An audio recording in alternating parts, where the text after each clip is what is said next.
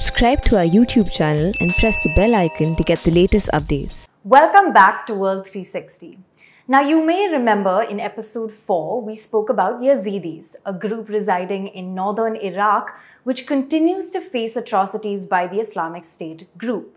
Now today we are returning to Iraq to talk about the country's recent parliamentary election for two major reasons. First, this is the sixth fair and free election in Iraq since the 2003 US-led invasion that toppled Saddam Hussein. And two, whether this is a positive step for a democracy in a country that has seen so much instability and is characterized by ethnic, sectarian, and religious diversity. First, just some quick facts for you.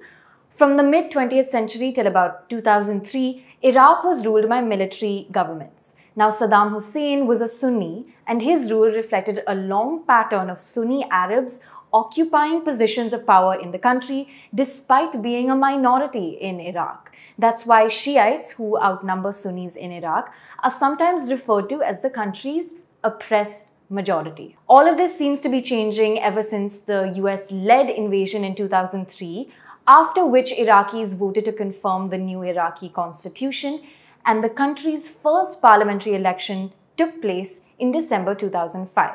Since then, Shiites have made major political inroads, and some Shiite movements are also aligned with neighboring Iran. One other thing to remember is that unlike in India, where we have a bicameral legislature of the Lok Sabha and the Rajya Sabha, Iraq has a unicameral Council of Representatives, and members of this council are elected every 4 years. The largest bloc in the council has the power to nominate a prime minister, and this council also shapes the selection of cabinet nominees. Today, there are a total of 329 seats in Iraq's parliament. Now, with these quick facts out of the way, let's try to make sense of the recent election.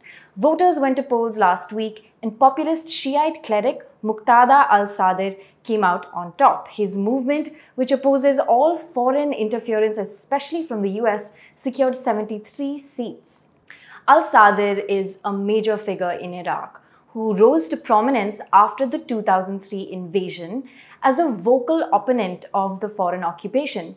But in recent years, he has repositioned himself as an anti-corruption campaigner and also distanced himself from Iran. Al-Sadr's main rivals are Iran-allied Shiite groups led by the Fateh Alliance. The Fateh Alliance is headed by militia commander Hadi al-Amiri, and it won just 14 seats this election, which was a major setback from the 48 seats it secured in the 2018 elections.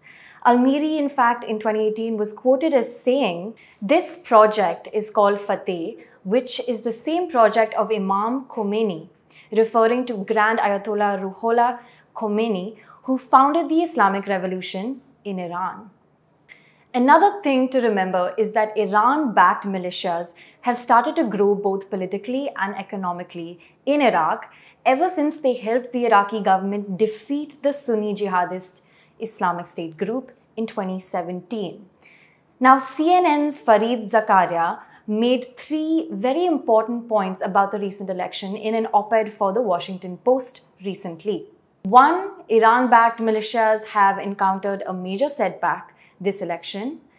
Two, there's been an increased participation of Sunnis who are usually cynical about voting ever since the political dynamics changed after 2003. And the third point, despite Iranian influence in Iraq, pro-Iranian parties were not successful this election. And this point sort of ties in with the first. As far as Iraqi democracy goes, this is a major milestone, given these were the sixth free and fair polls. But the jury's still out on how fragile this democracy is. After all, the election was brought forward by a year to satisfy protesters who took to the streets in 2019 to protest rampant corruption and what they called poor governance. A US Congress report also warns pro-Iran groups appear to have lost some support by suppressing protests. But Iraqi analysts expect they will use resources and intimidation to maintain their influence.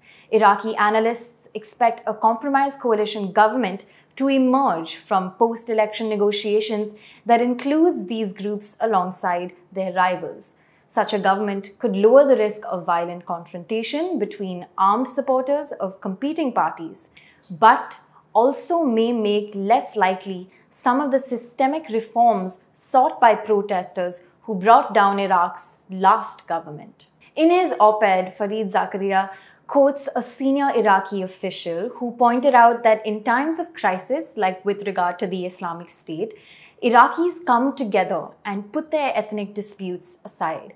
But should that always be the case when we're talking about the longevity of a democracy? Researchers Hamzeh al-Shadeedi and Erwin van Veen once published a detailed report in 2020 in Clingendael, a Netherlands Institute of International Relations, and they made a very interesting analogy to explain the state of Iraqi democracy. They say Iraqi democracy bears a resemblance to an adolescent facing key life choices. How should it respond to inadequate governance, significant reconstruction and reconciliation problems, meager economic growth, a historically low oil price that already played havoc with the national budget and will soon ruin the treasury, the growing remnants of the Islamic State, inadequate basic administration, and a shortfall in essential services? On that note, I will thank you for watching this episode today. I know it was a little bit tricky, but I hope you stayed throughout. For ThePrint, this is Pia Krishnankutty. Stay tuned. We'll be back later this week with a brand new episode.